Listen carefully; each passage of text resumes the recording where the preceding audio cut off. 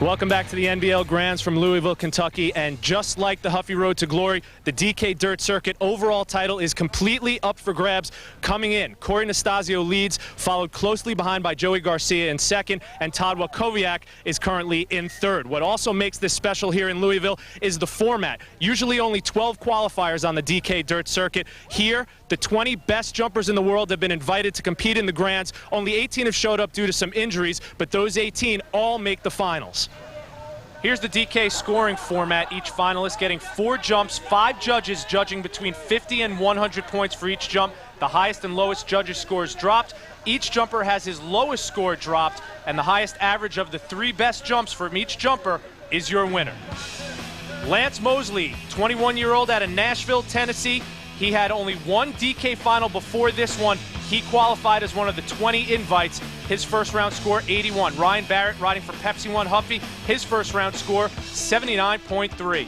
Dan Piesheimer, who has quickly become a crowd favorite, qualified for his first final in Columbus at the last DK stop.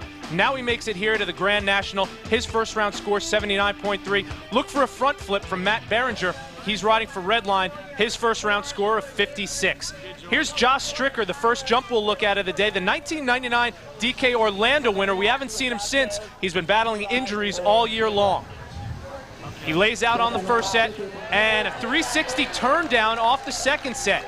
We've seen that a lot from Josh Stricker this year. He gets a 94, setting the bar pretty high in his first jump. Alan Cook, the youngster, 17 years old, from Specialized Mountain Dew, a first round score of 54.3.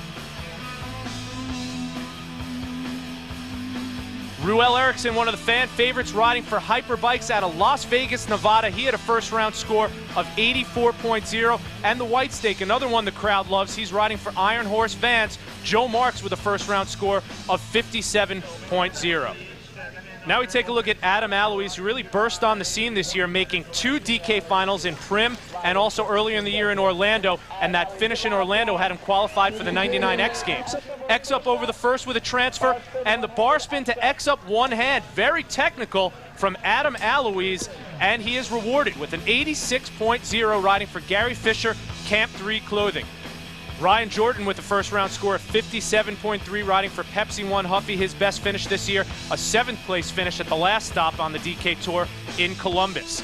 Scott Wirtz riding for GT Bikes. He's 20 years old, makes his home in McHenry, Illinois. He finished 3rd in Pittsburgh, 8th in Columbus. He had a 66. And Chad Kagi, one of the veterans on the DK Tour, riding for Hoffman Bikes with a first round score of 82.0.